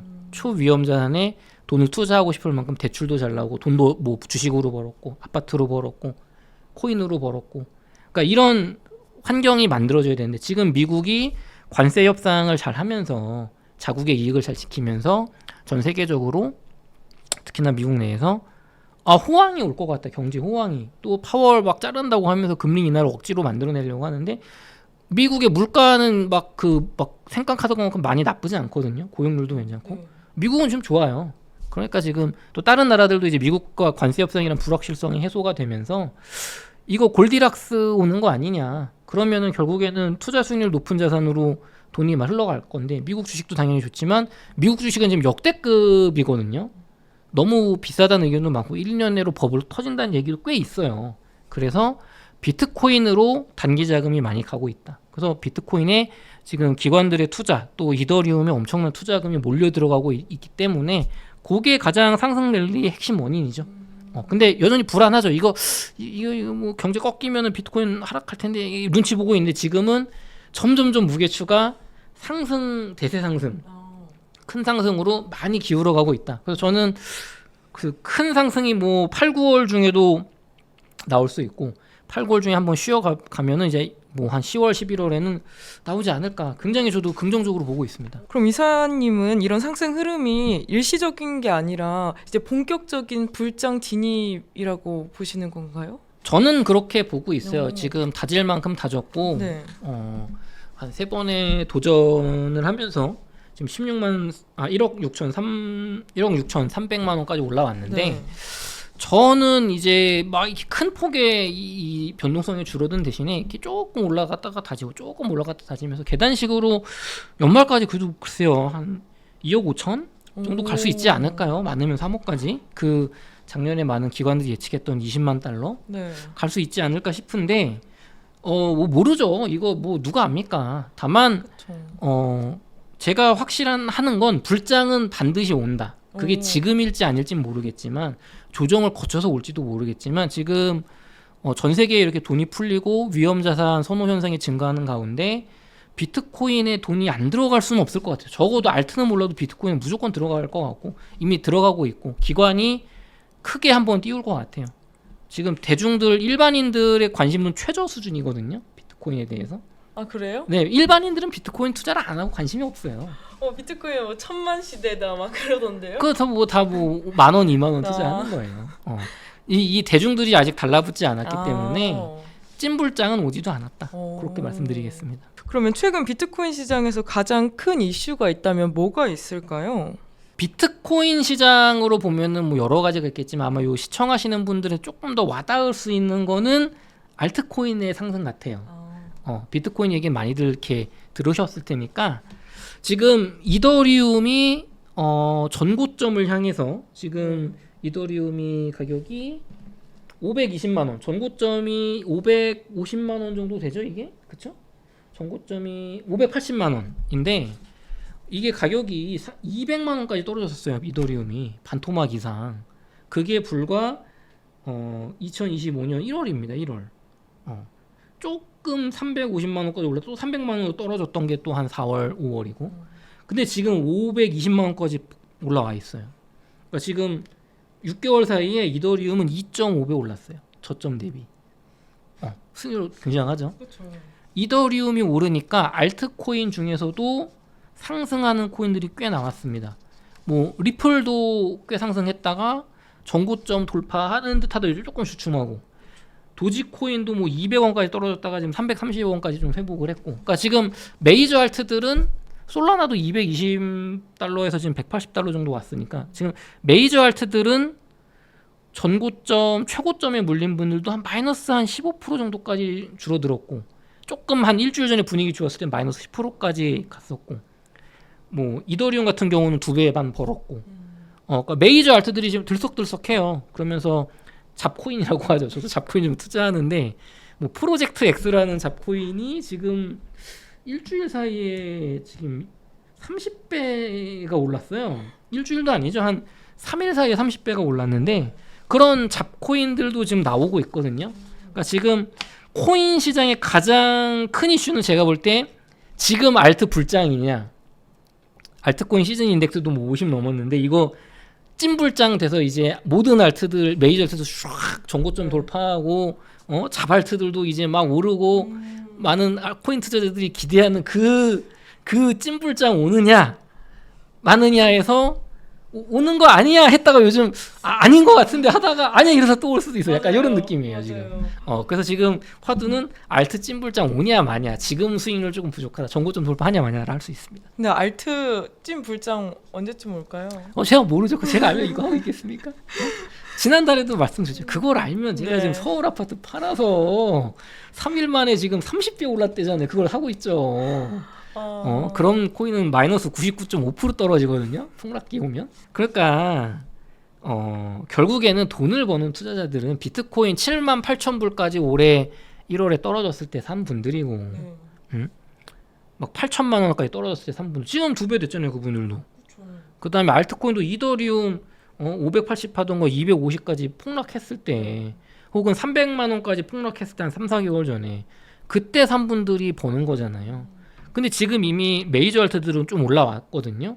그러면 이거 지금 확신 있는 분들이 사는 거고 확신 없는 분들은 또 관망하는 거란 말이에요. 그러니까 결국은 자기 그릇이나 공부에 따라 달린 거고 위험 선호 성향에 따라 달린 건데 언제 올지 모릅니다. 다만 그래도 메이저 알트까지는 흘러가지 않겠냐라는 게 뭐 많은 전문가들의 의견이고 저도 거기에 동의하는 편이에요. 그래서 메이저 알트 물린 분들은 뭐 버티면 되지 않겠냐. 겨우 본전 왔다고 팔지 말고 뭐 한번 또 조정 왔다 갈 수도 있지만 결국 비트코인이 2억 5천 3억 가면은 이더리움이 그 뭐 한 7, 800까지는 가지 않겠어요. 못해도 뭐 그렇게 보고 있습니다. 근데 최근 서울 아파트를 팔고 비트코인을 매수한다는 내용의 유튜브 영상들이 진짜 많은데 강남 아파트보다 비트코인을 먼저 사야 되는 이유가 있다면 그 이유 왜일까요?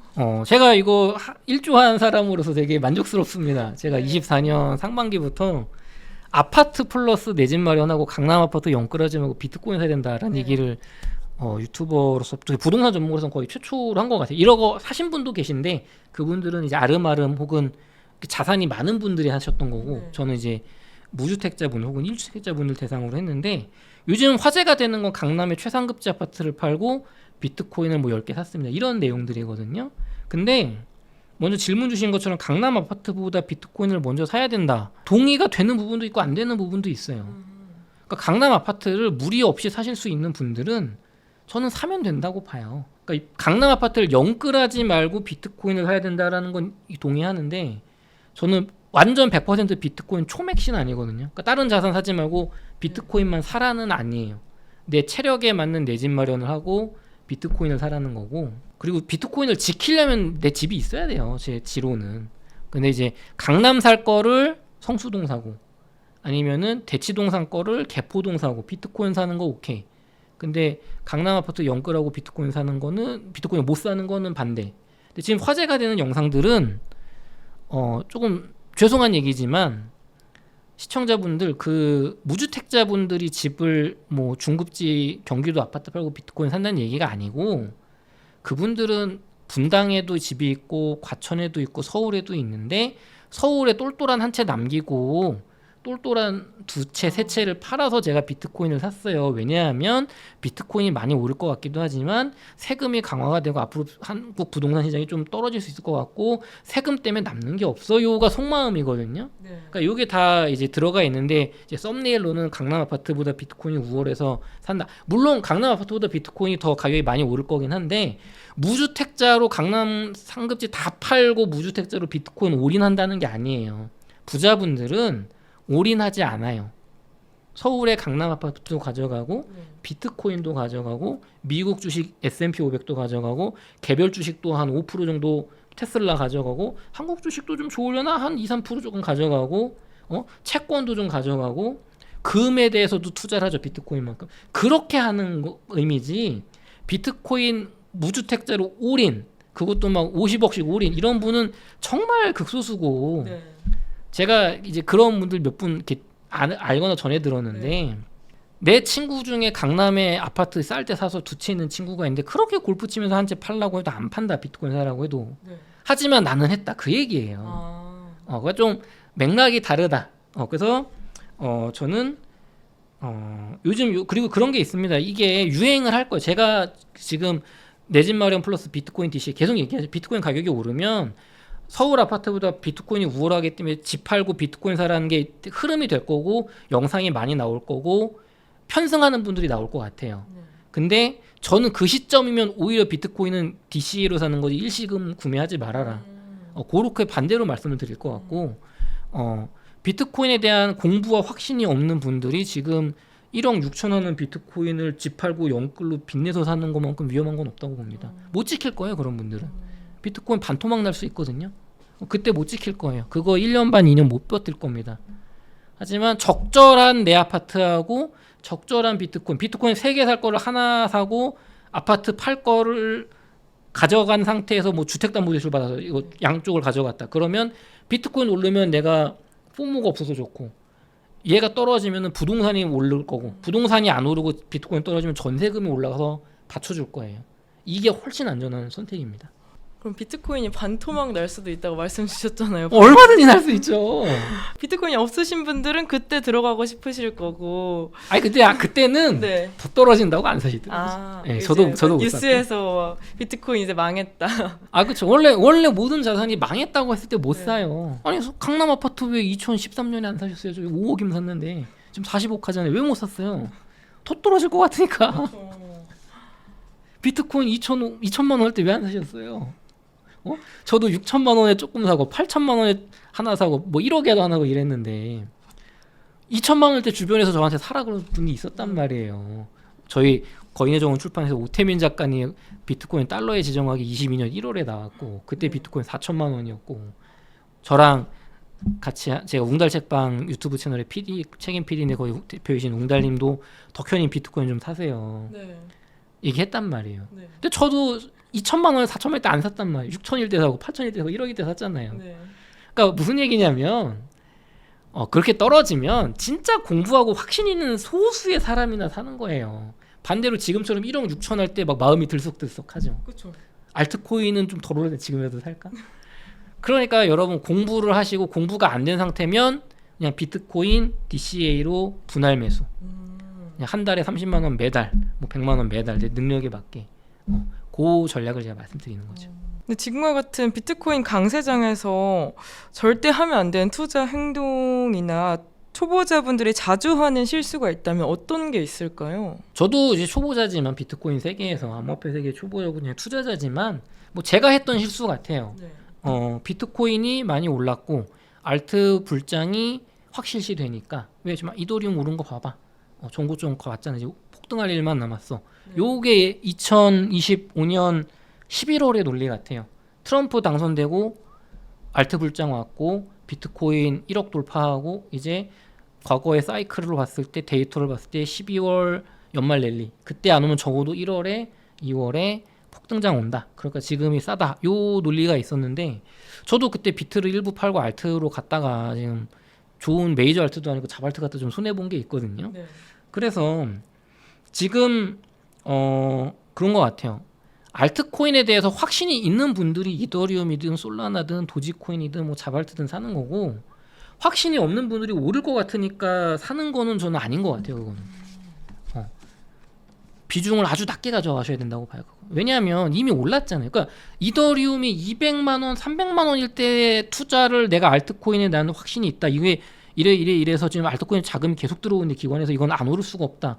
비트 가면 적어도 알트, 이더리움, 솔라나, 도지코인 뭐 요 정도 대장들은 뭐 리플까지 뭐 적어도 지금의 두세 배 안 갈 수가 없다. 이런 논리가 있고 이 데이터가 있고 확신이 있으면 투자할 수 있잖아요. 지금 올라왔잖아요. 전고점까지 왔잖아요. 그럼 이거 강남 아파트 지금 더 오를 거니까 지금 산다는 되죠. 비트코인은 돼요. 그게 네. 우량하니까. 근데 지식산업센터 중에 강남의 지식산업센터가 2배 저점 대비 2배가 올라왔는데 서울 아파트 불장이 오면 지식산업센터도 불장이 오고 특히 나는 우량한 강남 지식산업센터니까 송파구 문정동에 있는 거니까 얘도 2~3배는 가지 않겠냐라고 2배가 오른 걸 사는 거는 부동산 투자에서 좋은 투자가 아니거든요.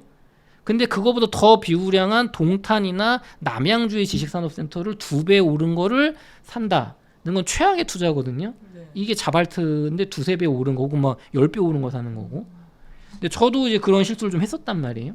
그래서 저는 알트코인의 마음이 흔들릴 때 내가 알트코인 진짜 공부 많이 했고 비트코인 가지고 있나. 비트코인 비중이 한 90% 되면 알트코인 한 10% 해볼 수 있겠죠.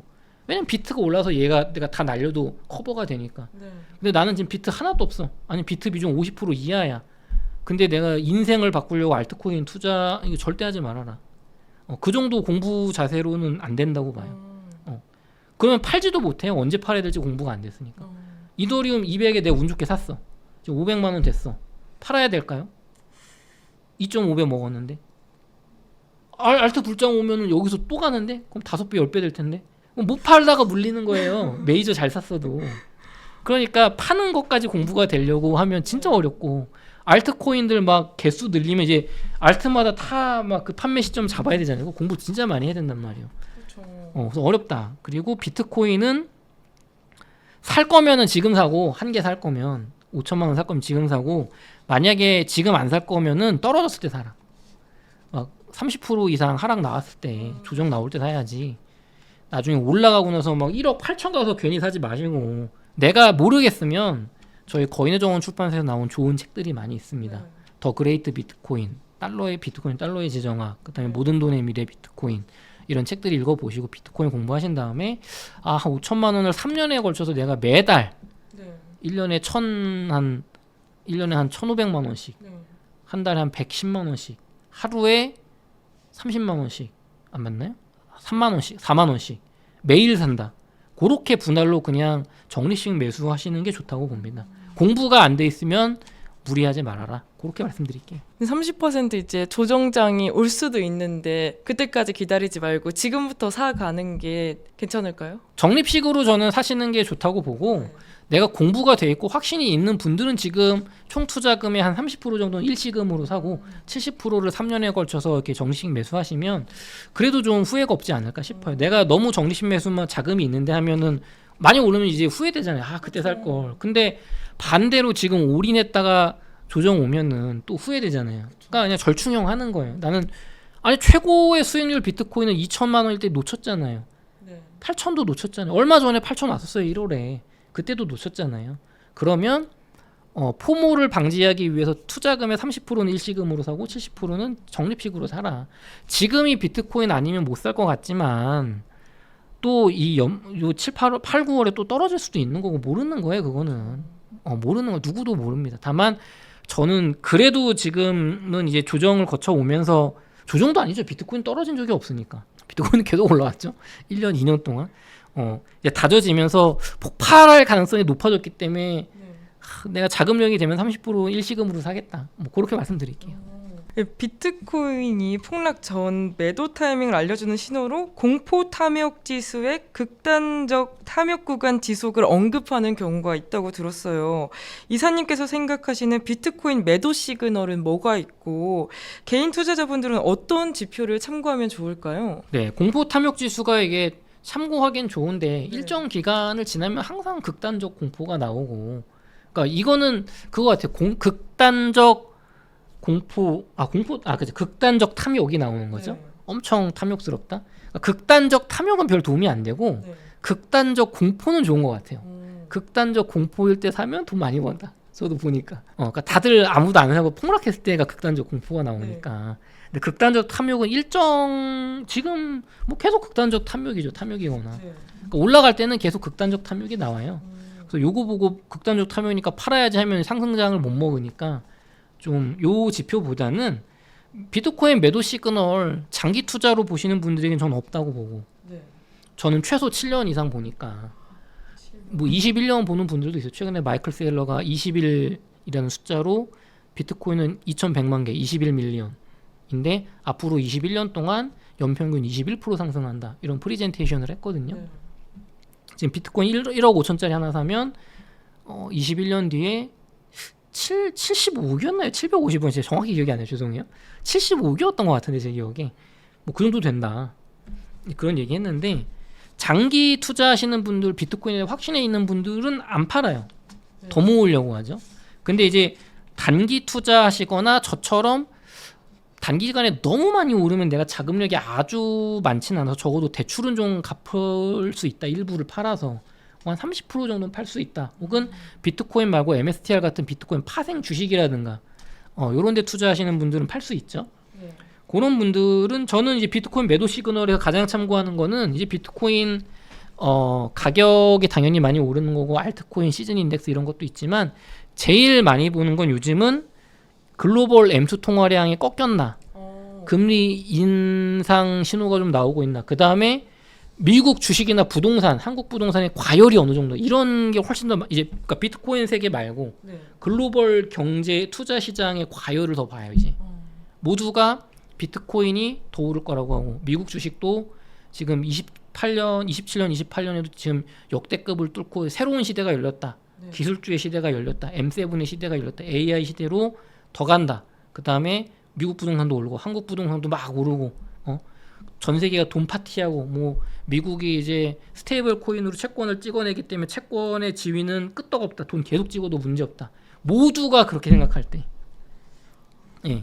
그럴 때가 저는 이제, 그러면서 내 마음은 비트코인 지금 올랐는데 이걸 더 사고 싶을 때, 비트코인이 2억 5천 3억 하는데도 더 사고 싶을 때, 강남 부동산 팔아서 비트코인을 사야 된다고 사람들이 생각하고 썸네일에서 그런 영상이 빵빵 터질 때, 지금처럼 반론이 나오지 않을 때, 그때 팔아야 되지 않을까 생각해요. 단기로 보시는 분들은. 근데 그게 참 어려운 것 같아요. 어렵죠. 어려운데 저는 조금 할 수 있을 것 같아요. 아, 그래요? 제가 사고 싶을 때 팔면 되더라고요.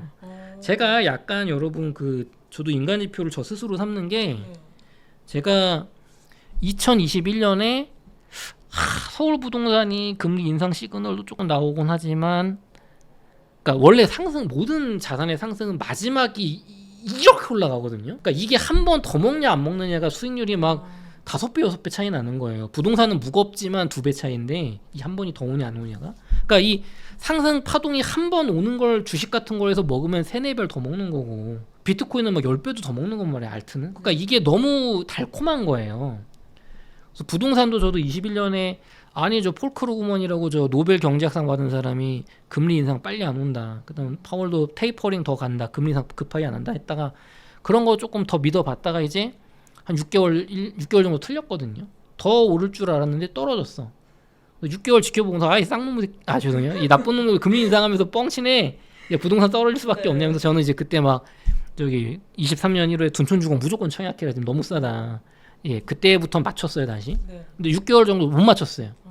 오를 거라고 봤기 때문에. 근데 비트코인도 알트 불장 23년 6월 3월 4월 이때 비트코인이 막 이제 1억 갔을 때 그때 비트코인 포모 먹으면서 샀고 한 개 한 번에 샀고 그다음에 알트코인도 일부 샀고 근데 보니까 23년 내내 비트코인 한 7, 8천까지 떨어지고 알트도 막 반토막 나더라고요. 이더리움도 그렇고. 그러다가 24년 11월 알트 불장 비트코인 불장 왔을 때 트럼프 당선되고 그때도 제가 비트에 일부 오른 걸 팔아서 알트 중에 일부로 갔는데 그때도 또 고점이더라고요. 단기 고점. 그러니까 저는 저를 어떻게 보냐면 그러니까 부동산에서는 제가 그래도 좀 제어가 되고 한 번 더 가고 싶을 때 제가 막 무리하지 않아요. 이미 저는 다 수익화한 상태에서 전망만 그렇게 하는 거예요. 투자는 그렇게 안 해요. 실투자는. 전망은 한 번 더 갈 거라고 보지만 이미 저는 다 고점에 팔아놓고 세금 다 준비해 놨어요. 실제로. 부동산 전문가니까. 근데 주식이나 코인 같은 경우는 제가 그냥 투자자고 전문가가 아니고 경험이 적기 때문에 나도 휩쓸리더라고. 저도 비트코인 더 사고 싶고 알트 사고 싶고. 그러니까 저는 이제 반대로 내가 비트가 더 갈 거라고 생각되고 내가 인터뷰하는 전문가들이 이러이러서 더 갈 거라고 하는 게 그게 근거가 있고 그럴듯하게 들리면 저는 그때 단기 고점이라고 생각을 하고 알트를 팔 거예요. 다 팔 거예요. 알트는. 비트코인은 안 팔거나 MSTR 정도는 팔 거예요. 비트코인이 파생이니까. 비트코인도 진짜 많아요. 비트코인 막 4억이야. 그러면 팔겠죠. 일부는. 그러니까 그렇게 저는 인간 지표나 주변의 투기 심리를 볼 거다. 그래서 여러분 유튜브를 열심히 보셔라. 유튜브에서 비트코인 동영상 막 10만 조회수 나오고 전문가들이 빵빵 터진다 그러고 제도권에 지금 한국은행장 이런 제도권에 있는 분들 비트코인 사기라고 했던 분들도 비트코인 얘기를 한다거나 비트코인 이제 사기는 아닌 것 같다. 이런 얘기가 나온다면 고점 신호 아닐까요?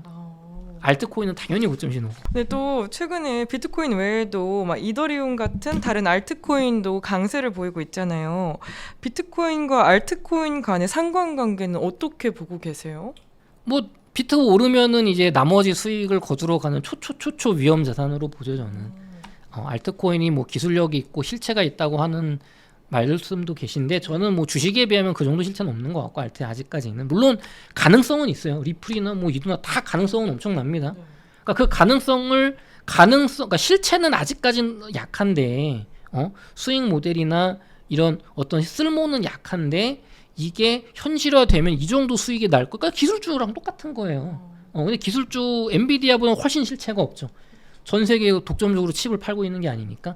하지만 이더리움이 전 세계의 어떤 그런 코인의 어떤 어플리케이션을, 이거 어려운 얘기인데 코인 시장을 장악할 거다. 쓸모 있는 어떤 그런 시장을 이더리움 위에서 토큰이 발행될 거다. 가능성이 있거든요. 근데 아닐 수도 있단 말이에요. 왜냐면 얘는 아직 돈을 버는 게 아니니까. 얘는 엔비디아는 칩을 파서 돈을 벌면서 독점하고 있는 거. 얘는 독점에 가까워지고 있지만 얘는 아직 돈을 못 벌고 있잖아요. 그거 리스크가 크니까 수익도 큰 거예요. 엔비디아가 지금 5배 가겠어요, 여러분?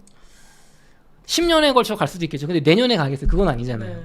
그러니까 이제 알트코인 투자하는 건데, 그래서 그런 측면에서 보면은 비트라는 초위험 자산의 기관에 자금이 들어가서 돈을 벌고 이 상승 랠리가 더 남았다고 할 때 이제 마지막 끝물로 알트 시장이 흘러가지 않을까. 그 중에 그래도 메이저 알트에 먼저 가는 거고 그 메이저 알트에서도 오른 먹은 수익 중에 일부가 뭐 90%는 수익화한다고 하면 10% 정도는 그 밑에 자발트 시장 가서 여기는 워낙 시총이 작으니까 그 10%로도 막 여기 이제 100배도 벌 수 있으니까 네. 가는 건데 이제 그렇게 보면은 결국에는 비트코인이 올라야 알트는 오르는 그런 시장이고 특히나 알트에서도 자발트나 메이저가 아닌 50위권 이하의 알트들은 이더리움이 올라야 오르는 시장이다. 결국은 이더리움에 달렸다. 그렇게 보는데 이더리움에 지금 많은 투자 자금 기관 미국 자금이 흘러 들어가고 있어서 그러니까 기대하는 거예요. 한 3개월 전만 해도 이더리움 끝났다 소리 나오다가 맞아요. 지금은 또 이제 태세 전환하죠. 그러니까 이게 그러니까 여러분 태세 전환 금방 하니까 어려운 겁니다. 예. 너무 어려운 것 같아요. 그래서 뭐 알트코인 투자할 때 완전 초보자분들이 약간 주의해야 할 점이 있을까요? 비트코인 95% 사고 한 5%만 하세요. 네, 저는 경험해보니까 그게 좋은 것 같아요. 아 그래요? 초보자분들이라면 아주 조금만. 아주 조금만 내가 그거 100% 날려도 타격이 없을 돈 그게 한 5%가 같아요. 비트코인 투자 자금의 5% 전체 자산에서도 5% 이내. 근데 알트코인도 종류가 엄청 많잖아요. 네.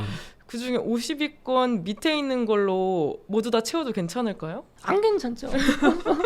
이게 마치 이 말이죠. 그 상패 주식에도 상장 폐지나 네. 투자 유의 종목에 투자 다 하면 어떨까요? 성공하면 수익률이 높겠죠. 그렇죠. 근데 근데 한 푼도 못 거칠 확률이 높겠죠. 그렇죠. 그러니까 여러분 결국에 투자 시장에서 저도 경험해 보니까 뭐 주식, 부동산 거의 다 똑같더라고요. 네. 수익률이 높다는 건 위험이 큰 거예요. 그러니까 이거는 상관관계예요. 근데 비트코인을 왜 다르게 보냐면 대중적 인식, 심리적인 것 혹은 새로운 자산군이다 보니까 가치 평가, 위험 평가가 틀리다고 보는 거예요. 이거는. 그러니까 비트코인을 수익률이 높은데 왜 저기 뭐 삽니까? 리스크가 높다면서요. 수익률이 높으면 맞아요. 근데 이 비트코인에 대한 리스크가 과대평가됐다고 저 같은 사람은 판단하는 거예요. 비트코인은 실제로는 위험성이 높진 않은데 이게 신생자산이고 기존의 부동산과 주식 또 금융쟁이들이 또 국가의 기관들이 얘를 견제해야 되기 때문에 얘는 국가나 어떤 기존 금융을 위협하기 때문에 얘를 견제해야 돼서 얘를 위험하다고 훨씬 포장하는 게 센 거야 라고 판단하니까 심리적으로 위험이 커졌다고 보는 거고 알트코인은 실제로 위험하다고 보는 거예요. 얘는 돈 날리기 쉽다고 보는 거예요. 얘는 비트코인만큼 가치가 없다고 보는 거예요. 지금까지는. 그러니까 같은 리스크가 아니에요. 그렇기 때문에 근데 요 평가가 나오려면 비트코인 평가 공부를 많이 하고 내가 거기 동의가 안 된다면 비트코인도 투자 자금을 전체 자산의 뭐 5% 10%로 줄여야죠. 그러니까 제가 부동산 내 집 마련하면서 비트코인 DCA 하라는 게 아니 이제 비트코인 지금 관심 갖고 공부하는데 그런 확신이 어떻게 들겠어요. 그렇죠. 그러니까 비트코인 확신도 없는데 내가 막 집 팔고서 여기 비트코인 오를 거라니까 비트코인 영끌해서 썼어요. 반토막 났어. 그때 판다니까요. 욕하면서. 아닌 것 같죠? 지금 비트코인 역사가 15년 동안 말해주는 게 여러분 비트코인 하나에 100원 했잖아요. 50원, 100원. 그렇죠. 뭐 1,500원. 뭐 2년 전에 2천만 원. 그 전에 뭐 100만 원. 그럼 말이 되냐? 그때 막 10개, 20개 샀던 사람들 지금 다 부자가 돼 있어야지. 왜 근데 극소수만 장기 투자로 비트코인 돈을 버냐고요. 공부가 안 되고 확신이 없는 사람은 내가 얼마나 싸게 사든 폭락했을 때 손절하고 판다. 삼성전자 3년 전에 7만 전자 뭐 9만 전자 간다고 했던 물린 분들 지금 7만 전자 8만 전자 본전 왔어요. 지금까지 본전까지 못 온 분들이 훨씬 많아요. 맞아요. 수두룩해. 지금도 더 오를까 본전에 팔까 고민하는 분들 수두룩해. 내가 삼성전자에 대한 확신이 있으면 야 삼성전자 이제 15만 원 갈 건데 왜 팔아 바보야? 2년 동안 기다려가지고 이제 본전 왔는데 테슬라하고 지금 22조 계약했고 이제 수율 잡을 거고 HBM3에서는 SK 하이닉스 독점하던 거 뺏을 거야. 이러이러한 이유로 공부가 된 분들은 지금 삼성전자 저가 매수 찬스라고 사겠죠. 네. 근데 공부가 안 됐으니까 지금 다들 고민하잖아요. 그렇죠. 2차전지 요즘 꽤 LG엔솔 오르고 있어요. 맞아요. 2차전지 암흑기 지났다. 이제 진짜 2차전지 진짜 100만 원 간다. 네. 라고 확신하는 분들은 지금 신나서 매수하죠. 그렇죠. 물타기 하죠. 엄청나게 하죠. 근데 80% 물린 분들 지금 물타기 해요? 왜 못하죠? 확신이 없는데 남의 말만 듣고 샀으니까. 그러니까 비트코인도 마찬가지. 비트코인도 알트코인은 더하고 비트코인도 내가 확신과 공부가 안 됐으면 전체 자산의 5%만 투자해라. 아무리 저도 비트코인 좋다고 해도 그거 제가 말하잖아요. 내 집 마련 하시고 비트코인 사셔라. 그리고 내 집이 있어야 이 확신이 강해져요. 아니 난 집이 없는데 비트코인만 사고 있어. 근데 비트코인 떨어져. 부동산 올라. 그러면은 주변에서 가만 안 둔다. 뭐 야 이씨 지금 너가 바보같이 해가지고.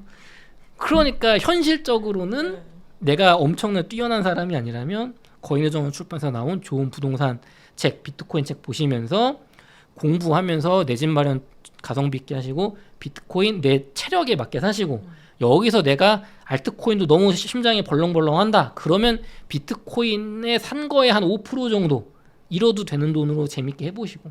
그러니까 결론은 알트코인으로 내가 인생을 바꾸는 수익을 얻으려고 하지 말라는 거예요. 저도 해보니까. 그거를 하려면 비트코인에 대한 확신뿐만 아니라 알트코인 시장에 대한 공부가 철저히 된 상태에서 알트가 대폭락했을 때 거기에다가 5천만 원, 1억을 태울 수 있어야 돼요. 근데 지금 그런 분들은 이 영상 안 보고 있을 겁니다. 이미 가지고 있겠지 그분들은 저기 1,000원 뭐 800원 했던 저기 도지코인이 200원 갔을 때 샀겠죠. 그랬다가 지금 그거 1,500원 가면은 7배 8배 먹겠죠. 잡코인 95% 떨어진 거 프로젝트 X 같은 거 사가지고 지금 30배 벌고 있겠죠. 그런 분들은. 거기에다가 한 100만 원 넣었으면 3천이요 3천. 1,000만 원 쓰면 3억. 근데 이거를 지금 따라한다. 나 아무것도 모르는데 그 수십만 개 알트 중에 안 되죠. 너무 위험하죠. 위험하죠. 예. 이렇게 말씀드릴게요. 네, 이사님 오늘 인터뷰 덕분에 많은 투자자분들이 이제 새로운 인사이트를 얻었을 것 같아요. 저희 성공의 진심인 구독자분들에게 마지막으로 그럼 한 말씀만 부탁드립니다. 네, 성공의 진심인 성정길 TV 시청자 여러분, 제가 여러분 매달 뵙고 있는데요. 부동산 오를 겁니다. 결국엔 서울 수도권 부동산 오를 거고 지방의 광역시 부동산도 시간이 지나면 걸리겠지만 오를 거예요. 평택도 오를 거예요. 세종도 오를 거고 대구도 오를 겁니다. 비트코인도 7년 동안 저는 지금보다 8배 이상 갈 거라고 봐요. 다만 우리가 공부가 되고 확신이 있는 상태에서 적절하게 내 체력에 맞는 내 집 마련과 체력에 맞는 비트코인 투자를 병행하신다면 뭐 미국 주식도 좋습니다. 병행하신다면 결국 수익은 올 겁니다. 위험 관리가 핵심 같아요. 무리하지 말자. 내 수준에 맞게 먹자. 그걸 꾸준히 10년, 20년 먹으니까 다들 부자가 되더라. S&P 500 미국 주식에 그냥 무지성으로 투자한 분들 10년에 2배씩 오른다고 하잖아요. 그렇게 투자하면 될 것 같고 요즘 날씨가 덥잖아요. 저도 너무 더워가지고 지난 주말에 죽을 뻔했는데 그래도 조금 이제 8월 되면 좀 나아지지 않을까 싶기도 하고 여러분 무더운 여름 체력 관리 잘 하시고요. 오늘도 가족분들과 행복한 하루 되셨으면 좋겠습니다. 감사합니다. 네, 이사님 정말 귀한 말씀 감사합니다. 부동산과 비트코인 두 시장 계속 놓치지 않고 흐름 읽는 게 정말 중요할 것 같아요. 네, 오늘 저희가 준비한 인터뷰는 여기까지고 저희 인터뷰가 도움이 되셨다면 좋아요와 구독 잊지 마시고 저희는 다음에 더 즐거운 이야기로 찾아뵙겠습니다. 감사합니다. 감사합니다.